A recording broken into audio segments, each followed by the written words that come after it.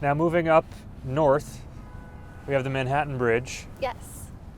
The Manhattan Bridge, I think it is safe to say, is the least regarded of these three bridges for most people that I interact with. I feel like the Brooklyn Bridge is solidly in people's hearts and also a noted tourist attraction.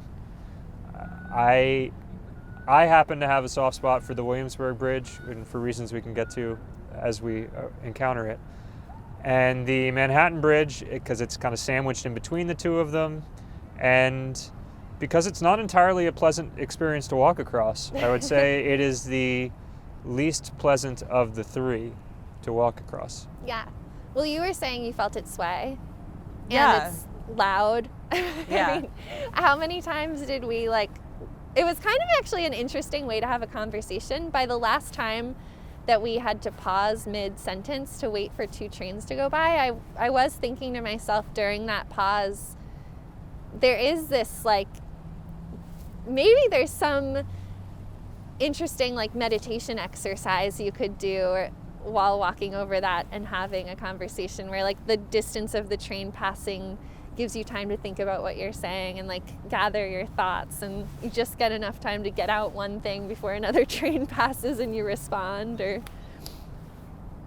it could be used, but it does feel more just utilitarian. I am happy that the pedestrian walkway faces the Brooklyn Bridge, because you've got that. It offers to give this bridge some respect. Yeah. I guess I'll say the positives in my mind is the views. I mean, that's true with any bridge, in New York, because as soon as you cross and are at that kind of peak point between Manhattan and Brooklyn, you've got these you realize, oh my gosh, we're a city of water, first of all, which is something you don't realize walking around every day. I guess it depends on where you live in the city. But then you also kind of, for me, walking from Brooklyn to Manhattan, you get these kind of epic views of Chinatown, which are really great, especially the ones that are looking straight down the streets and stuff. I love that part of the bridge. Yeah. But otherwise, the structure is just not that beautiful, and it's very much a bridge that primarily is to for vehicular and train traffic. Yeah. Yeah. Yeah, and that's what I utilize it for the most. I'm sure I've driven across the Manhattan Bridge many more times than I've walked it. Yeah. Yeah.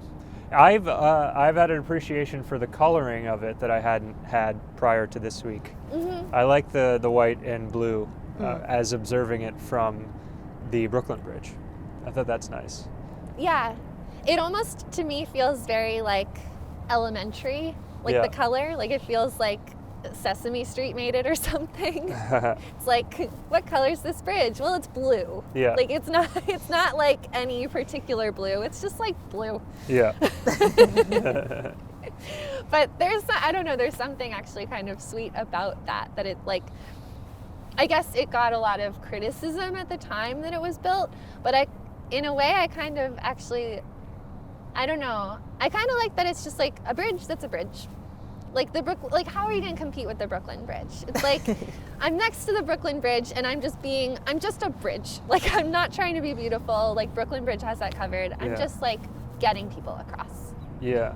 Well, to give some historical perspective, it had multiple designers, which can kind of complicate why it looks how it does. It was first designed by Lefferts Buck, which is not a double take, that is his name. And I wondered if Lefferts Gardens, there must be some connection there, right? Oh, maybe. I don't know for sure, but he was doing this bridge as well as the Queensboro Bridge, which is well regarded as a very beautiful bridge. We went over that 2 weeks prior. And he was replaced by Gustav Lindenhall because Lefferts Buck was also doing the Williamsburg Bridge, which turned out everybody thought was very ugly at the time. Yeah. And so it was a decision to remove him to try and salvage it and get back, or do kind of something that was more akin to the City Beautiful movement that was happening at that time, which I know very little about. I don't know if you happen to know anything about it. I'll just throw it out there, and people can research it further if they want on their own. But Lindenthal took over, and he wanted to do, you were talking about having an office on top of the Manhattan Bridge, right? He wanted to do not only 14 lanes of railroads, which is insane. We just went over, there's 4, and it was impossible. But he wanted to have auditoriums inside the towers, which, do they have soundproofing technology that I was not familiar with? Like, I don't understand how you could do anything in there like that. They had silent trains. Yeah, I don't know. They didn't. So that idea was shot down, but then he tried to propose the I-bar design, which I briefly referenced earlier, that was also refused because the wire rope companies of Roebling had a monopoly on bridge building in the city at the time. So all of this to say is there was another person that took over from Lindenthal, George Best, who then didn't know anything about bridge building, and he appointed this guy, Leon Moisseiff, who is most famously known for the Tacoma Narrows Bridge, which collapsed, and was a tragedy. Wow. All of this is to say that there was just a messy, very political bridge, was going back and forth under the control of Tammany Hall as reforming mayors, and then Tammany Hall mayors came in and out. Mayor terms were only 2 years back then, so it was hard to pick on any one direction. And as a consequence, I think maybe that's why we get this bridge that doesn't have quite the same drive of personality as what you might call the Roebling family bridge, I guess. Right. You know? Yeah. Well, I wonder, Laura, did you have any thoughts? Like, part of the Manhattan Bridge was that they had it already designed and it was already being constructed, right? When they asked someone to come in and like make it nicer looking. And I wonder, like, just I think you're thinking of the Williamsburg Bridge, I think. Oh, But I think the same, I mean, the idea is that, I think the premise is kind of the same, that there are multiple cooks in the kitchen. Yeah. But also just thinking about, like when you were talking about the airport that you worked on, like, there was already a concept, like, that's where it started.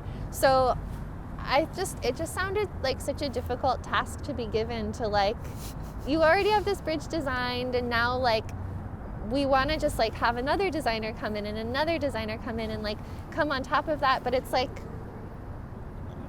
I kind of wonder, like, those things probably have to happen early on, right? Like, a lot of the aesthetic decisions. Yeah. There's another famous one, actually, that we passed by earlier today, is the stadium.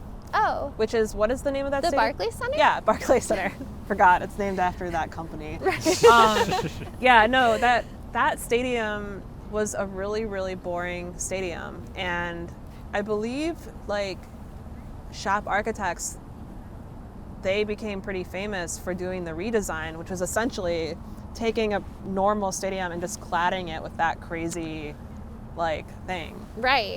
But I don't think that every sort of project, when you're kind of handed this design problem, like, meaning all this money and effort and perhaps construction has already started on that. So how much can you really change, right? Yeah. So I think they actually did a pretty good job for that. And my favorite part of, sorry to like defer, but my favorite part about the Barclays is like that plaza that it ended up creating, which wasn't in the original design, or didn't have that like crazy like suspended circle over it, which totally, I thought that stadium was like ugly when it was first built and stuff, but honestly it made a place. And I think that's important for cities. So and played a role in the recent protests this year too. When you talk about marking occasions for things with space. So that I mean that bridge, I guess one final point we should call out, the entryway to the bridge of the Manhattan Bridge on both sides. So there's the Manhattan Bridge entrance, which is this like really city beautiful thing, Baroque, and it was designed by the same firm, Carrere and Hastings, that did the New York Public Library. Oh. Yeah. So that is quite a sight to behold. Yeah, and that is really beautiful. And that's also another plaza, which is like really interesting because it's between lanes of traffic, but there's so much space to just like stand there and look at the bridge, I guess. Yeah. Like, which is what we did earlier. That plaza Yeah. needs some love. Yeah. Yeah, It It needs really like does. like 2000s kind of, I don't know, not like totally redoing it, but it definitely needs some like energy or some sort of event to happen to kind of it's not a very hospitable place. There's just traffic coming in and out of it. I went there earlier this week and I asked a traffic officer if I could even go there. Like it was like, it just seemed like it was off limits in some respect. And he was like, no, it's fine, you can go there, just don't go on the road. Yeah. So, you know, Is that possible? yeah. Yeah. To Yeah. like yeah, that whole area is all for vehicular traffic. Yeah. And so there was previously a comparable entrance on the Brooklyn side, and I misinformed us earlier today. We went and saw what was a replica, not the actual statues. Oh. Yeah, the actual. So there was statues on the Brooklyn side that were representative of Manhattan and Brooklyn in kind of a female classical form. And I only read half the article and got excited about it. And it turns out that the original big statues are, in fact, in front of the Brooklyn Museum, Oh. as I originally thought. And that those two statues there are these now two rotating statues on diases? Diocese? No, That's something else. pedestals, two rotating pedestals that are close to the entrance of the Brooklyn side of the Manhattan Bridge. Of course, once I guess there was too much traffic to support having a beautiful entrance anymore.